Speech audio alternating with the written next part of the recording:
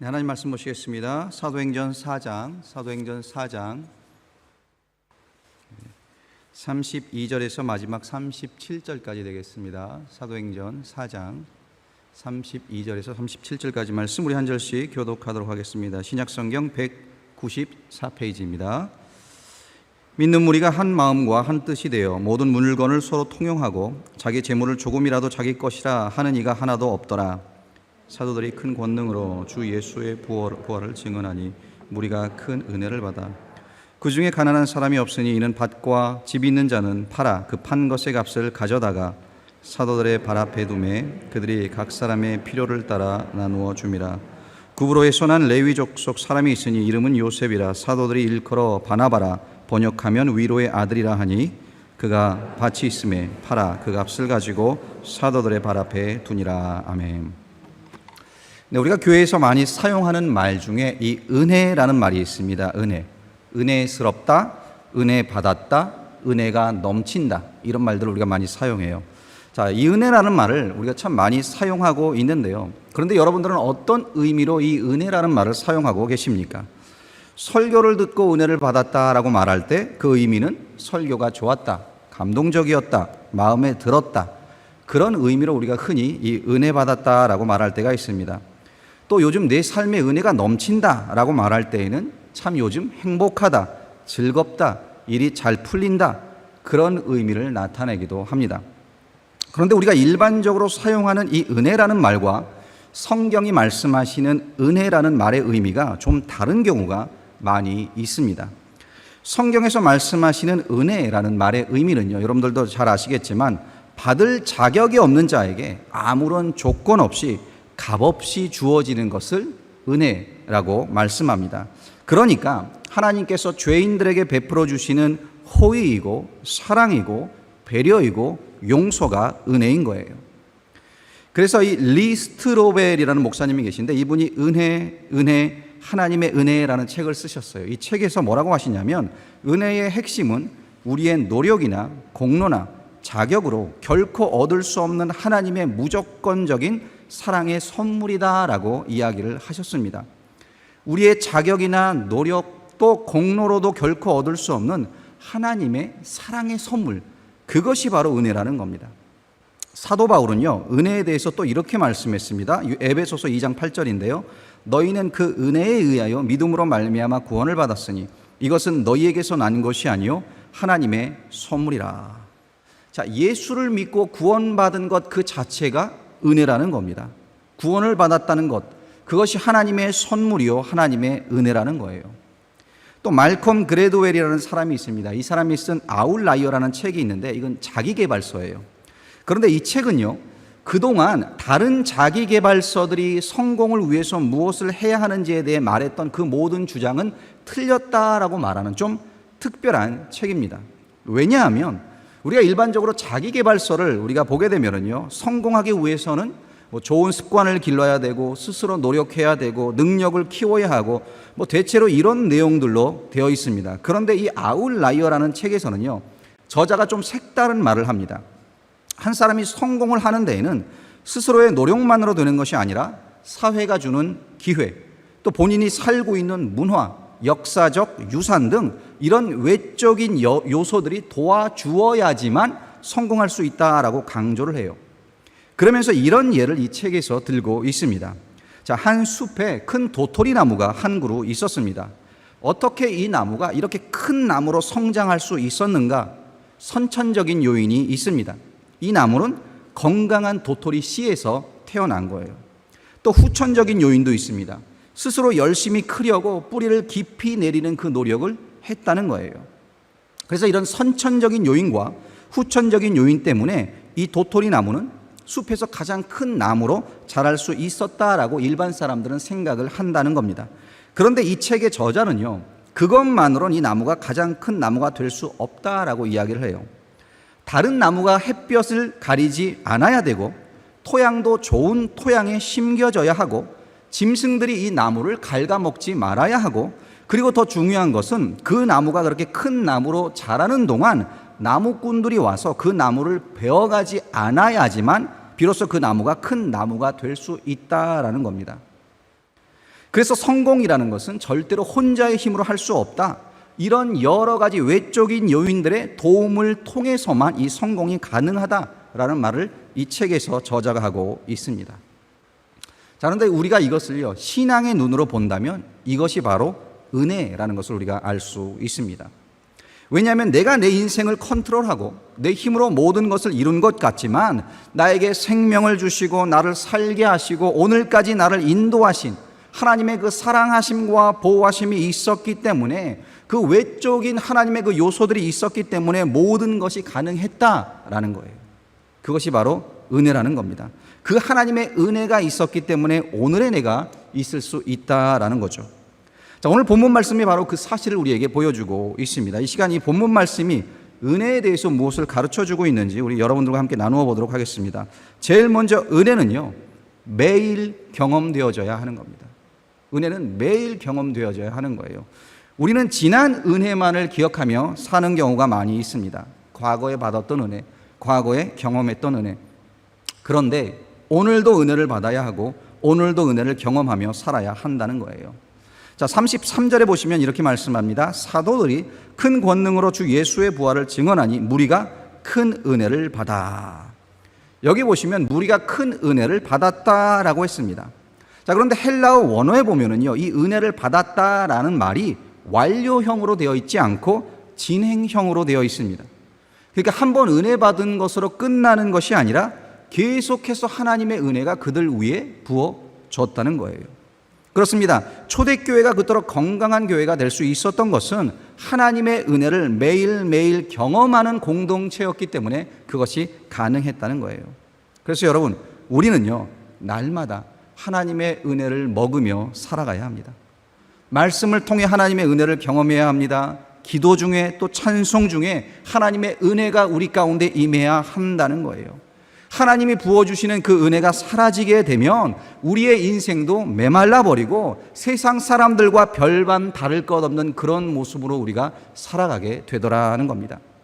자기의 욕심만을 추구하고 시기하고 다투고 분열을 일으키고, 이런 모습은 은혜가 사라진 사람, 은혜가 사라진 성도에게 나타나는 모습이라는 거예요. 그래서 성도나 교회나 개인이나 공동체나 하나님이 주신 이 은혜를 매일 받아야지만 살아있는 성도 또 살아있는 교회가 된다라는 겁니다. 그래서 여러분, 하나님의 은혜를 항상 사모하시기를 부탁드립니다.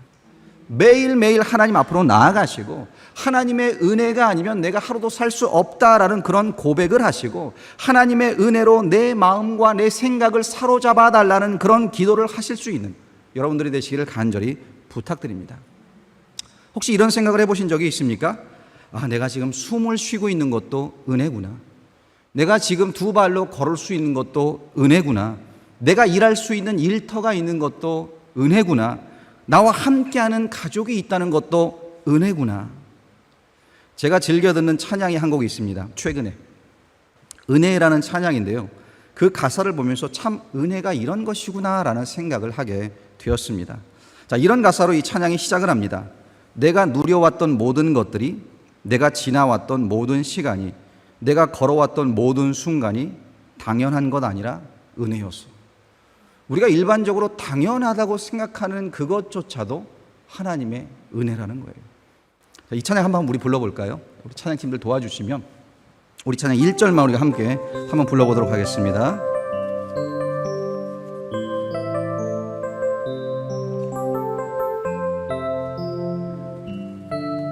내가 누려왔던 모든 것들이, 내가 누려왔던 모든 것들이, 내가 지나왔던 모든 시간이, 내가 지나왔던 모든 시간이, 내가 걸어왔던 모든 순간이, 내가 걸어왔던 모든 순간이 당연한 것 아니라 은혜였어. 당연한 것 아니라 은혜였어. 아침 해가 뜨고 저녁에 노을, 아침 해가 뜨고 저녁에 노을, 봄의 꽃향기와 가을의 열매, 봄의 꽃향기와 가을의 열매, 변하는 계절의 모든 순간이, 변하는 계절의 모든 순간이 당연한 것 아니라 은혜였소. 당연한 것 아니라 은혜였소. 모든 것이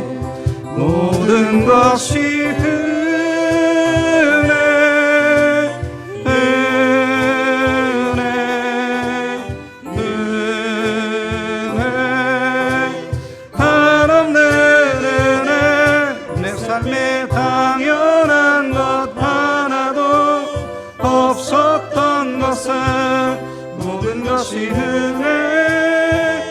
은혜였소. 네, 그렇습니다. 매일매일의 삶이 은혜라는 거예요.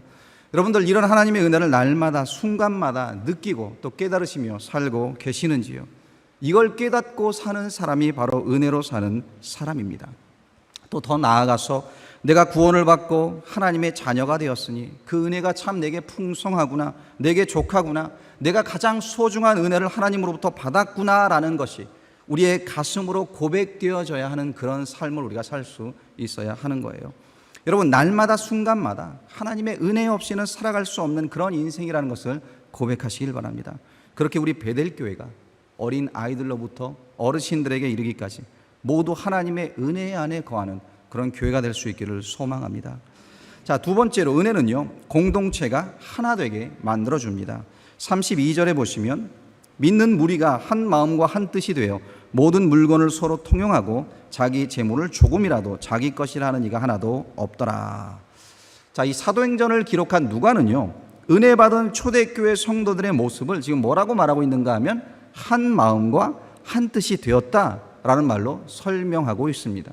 한 마음과 한 뜻이 되었다. 자, 그런데 오늘 이 초대교회의 모습을 보면 우리가 이미 사도행전 2장에서 2장 42절부터 47절까지 그때 살펴본 그 말씀에 나오는 그 모습을 동일하게 그대로 지금 보여주고 있습니다. 사도행전 2장에서는요, 오순절날 예수를 믿고 구원받은 그 3,000명의 사람들이 어떻게 변화된 삶을 살았는지를 보여주고 있었고요. 그리고 오늘 본문 이 4장에선 베드로의 설교를 듣고 또 이렇게 새롭게 회심한 5,000명의 사람들이 어떻게 살았는지를 또 보여주고 있는 겁니다. 그런데 여기서 중요한 것은 앞에 그 3,000명이던 뒤에 이 5,000명이던 하나님의 은혜를 받은 사람들의 반응과 모습은 동일했다라는 거예요. 분명한 삶의 변화가 그들 가운데 있었다는 겁니다. 자, 그러면 하나님의 은혜를 경험했다고, 하나님으로부터 은혜를 받았다고, 하나님의 은혜 없이는 살 수 없다고 고백하는 우리의 모습은 어떻습니까? 우리에게도 예수 믿기 전과 예수 믿은 후에 그 분명한 다른 변화된 모습이 우리 삶 가운데 나타나고 있습니까? 자, 우리에게 정말 어려운 곳이 있다면요, 그것은 하나됨입니다. 하나됨. 그렇죠. 하나 된다는 게 쉽지 않아요. 사실 우리나라 사람들은 통일을 좋아합니다. 이 남북 통일에 대한 소원이 간절해서 그런지는 모르겠지만 이 모든 것을 통일시키려는 경향이 우리에게 있어요. 자, 친구들과 중국집에 가서 뭘 먹을까 고민할 때 어떻게 하죠? 그냥 시간이 없으니까 다 짜장면으로 통일하자 그럽니다. 물론 그 중에는 자긴 짬뽕을 먹겠다고 끝까지 버티는 친구도 있지만 그래도 메뉴를 통일시켜버립니다. 또 어떤 행사나 우리가 선교 여행을 갈 때도 그래요. 단체로 유니폼을 통일시켜 맞춰 입는 것을 좋아합니다.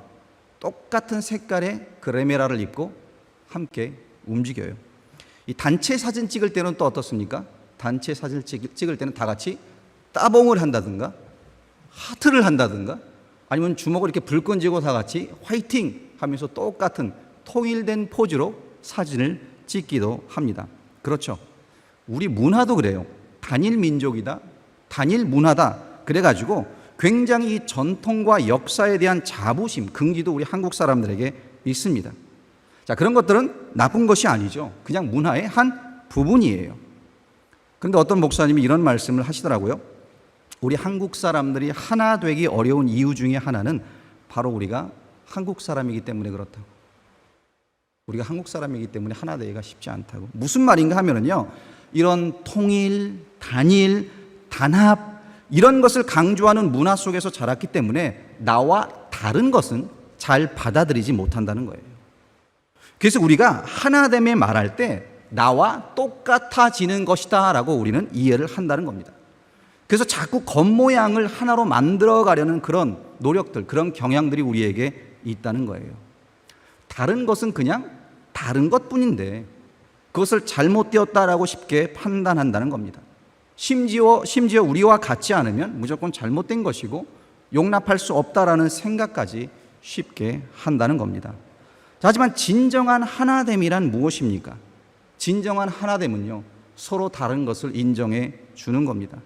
그 다름에도 불구하고 서로 손을 잡을 수 있는 것, 그것이 진정한 하나됨이라는 거예요. 자, 그런데 이것이 너무 힘이 듭니다. 왜 힘이 들까요? 서로 다름을 인정하고 손을 잡으려면 나의 일부를 포기해야 되기 때문에 힘이 드는 겁니다. 심지어 내가 손해봐야 되는 경우도 생겨날 수 있는 거예요. 그렇기 때문에 우리는 하나 되기가 결코 쉽지 않다는 겁니다. 자, 그런데 우리가 믿는 하나님은 어떤 분이십니까? 하나님은요, 모든 것을 심지어 생명까지 포기하면서까지 우리를 위해서 다 내려놓으신 분이세요. 이 하나됨의 사역을, 하나님이 하신 이 하나됨의 사역을 사도 바울이 이렇게 에베소서 2장 16절에서 설명하고 있습니다. 또 십자가로 이 둘을 한 몸으로 하나님과 화목하게 하려 하심이라. 원수된 것을 십자가로 소멸하시고. 십자가로, 예수님의 죽으심으로, 그리스도의 피로 유대인과 이방인이 한 몸을 이루게 하셨다는 거죠. 그뿐만 아니라 죄인된 우리가 하나님과 하나가 되는, 화목하게 되는 것도 이 십자가에서 이루어졌다는 겁니다. 그 하나됨의 역사가 십자가에서, 희생의 십자가에서 이루어졌다라고 말씀하고 있어요. 이 십자가를 우리가 믿는데 그 놀라운 은혜로 말미암아 내가 생명을 얻었는데, 그런데 정작 그 은혜를 받은 우리는 조금도 희생하려 하지 않고 포기하려 하지 않더라는 겁니다. 그래서는 결코 하나가 될 수 없는 거예요. 부부 사이도 마찬가지죠. 내가 하나님의 은혜를 받았다면, 십자가의 은혜를 경험했다면 나를 내려놓는 모습과 변화가 있어야 한다는 거예요. 배우자를 향해서, 아내를 향해, 남편을 향해 내가 받은 은혜가 너무 크기 때문에 기꺼이 양보할 것은 양보하고 또 기꺼이 포기할 수 있는 것은 포기할 수 있어야 한다라는 겁니다. 그래서 여러분, 은혜 받은 자가 가지고 있는 특징은요, 하나 되기 위해서 나를 내려놓을 수 있다라는 것을 기억하시기 바랍니다. 그러면 여러분은 이 하나됨의 도구로 쓰임받고 계십니까? 여러분이 속한 가족, 전도회, 사역, 여러 사역팀들, 우리 교회 안에서 이 하나됨의 도구로, 은혜의 도구로 쓰임받고 있느냐는 거예요. 그런 하나됨의 도구로 쓰임받을 수 있는 여러분들이 되시기를 간절히 부탁드립니다. 여러분, 하나님이 여러분에게 주신 그 은혜를 깊이 한번 생각해 보시기 바랍니다. 하나님이 그 은혜를 주신 것은요, 우리로 하나 되라고 주신 거예요. 마음과 뜻이 하나 될 수 있도록. 자, 세 번째로 은혜는 우리로 나누게 합니다. 자, 이 나눈다는 것은 가른다는 게 아니라 나누어 준다라는 거죠. 32절 후반부에 보시면 모든 물건을 서로 통용하고 자기 재물을 조금이라도 자기 것이라는 이가 하나도 없더라고 했습니다. 또 34절과 35절을 보시면 그 중에 가난한 사람이 없으니 이는 밭과 집 있는 자는 팔아 그 판 것의 값을 가져다가 사도들의 발 앞에 두매 그들이 각 사람의 필요를 따라 나누어 줌이라. 이 말씀을 읽으시면서 또 내가 집을 팔아야 하나라는 걱정을 하시는 분이 안 계시기를 부탁드립니다. 전혀 그러실 필요가 없어요. 지금 그런 의미가 아니죠. 지난번 사도행전 2장의 말씀 때에도 제가 이제 말씀을 드렸지만 이 말씀은 공산주의를 실천하라라는 그 말이 아닙니다. 나의 재산권, 소유권 이런 것들을 포기하라라는 그런 말씀이 아니에요. 초대교회 성도들은 분명히 자신들의 집이 있었고 그 집에 모여서 함께 찬양하며 떡을 떼었다라고 성경이 보여주고 있습니다. 자신들의 집을 소유했다는 거죠. 자, 분명하게 자기 재산이 있었습니다. 내 것, 네 것 없이 막 그냥 뒤섞여서 살았다는 그런 의미가 아니에요. 자기 재산이 있었지만 그럼에도 불구하고 기꺼이 그 재산을, 소유를 필요에 따라 가난한 사람들과 나누기 위해서 그것들을 내어놓을 수 있었다라는 것을 말씀이 보여주고 있는 겁니다. 자, 그렇습니다. 궁핍에 처했거나 도움이 필요한 사람이 나타났을 때 자신의 소유를 팔아서라도 나눠주고자 했던 것이 바로 이 은혜 받은 초대교회 성도들의 특징이었다라는 거예요. 어떻게 이런 일이 가능했겠습니까? 32절 후반부를 다시 보시면 모든 물건을 서로 통용하고 자기 재물을 조금이라도 자기 것이라는 이가 하나도 없더라. 여기 보시면 자기 재물을 조금이라도, 아무리 적은 양이라도 그것을 자기 것이라고 생각하는 사람이 없었다라고 말씀해요. 재물이 자기 것이 아니면 누구 것입니까? 그것은 모두 하나님의 것이다라는 것을 이들이 인정했다는 말입니다. 철저히 자신들의 재산권을 하나님 앞에 내어 드렸다는 거예요. 나는 하나님의 소유를 관리하는 청지기일 뿐이지 참 주인은 내가 아니라 하나님이시다라는 믿음이 이들에게 있었다는 겁니다. 그렇습니다. 모든 것이 하나님께로부터 온 것이고 하나님의 은혜로 내게 주신 것임을 믿는 사람만이 바로 이런 일을 할 수 있는 겁니다. 여러분, 내가 가진 것, 내가 누리는 것, 그 모든 것 하나님의 은혜로 주신 줄로 믿습니다. 그래서 물질도 사실은 내 것이 아니에요. 시간도 내 것이 아닙니다. 심지어는 우리 자식도 내 것이 아니고요. 나의 이 생명도 내 것이 아니라는 거예요. 그 모든 것이 하나님의 것입니다.